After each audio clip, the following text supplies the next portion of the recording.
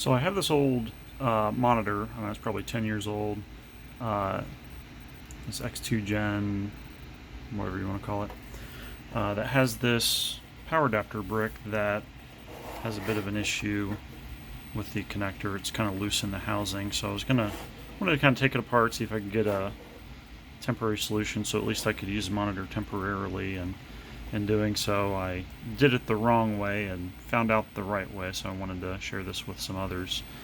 The solution is not to pry on it. There are actually two screws hidden under these little pads. It should be worth noting that on this side it's just plastic that doesn't come out and there's nothing there, but on this side there are two little screws, so you can just take those out. Might need to get a fingernail in there to pop them out, maybe a screwdriver if you're really having trouble. Once you unscrew that though, the top should kind of slide out is what it looks like. I broke the clip here.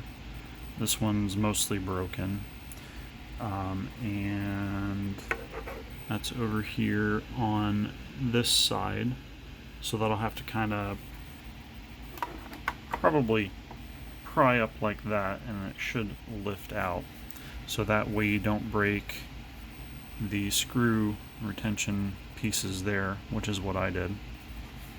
On the plus side, I found these on Amazon for about $17 with Prime, so at least they're not super expensive to replace. But if you decide you want to tear one of these apart to try to, get it working, mess with it, whatever, the Coming Data CP1250 5 amp, I did verify that on this the barrel connector is 5 millimeters, five or 5.5 millimeters on the outside and 2.5 in the middle. So it does match up with the one on Amazon.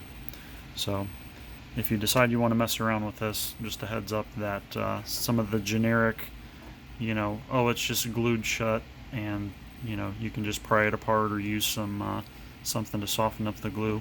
No, you got two screws, you're going to have to deal with that.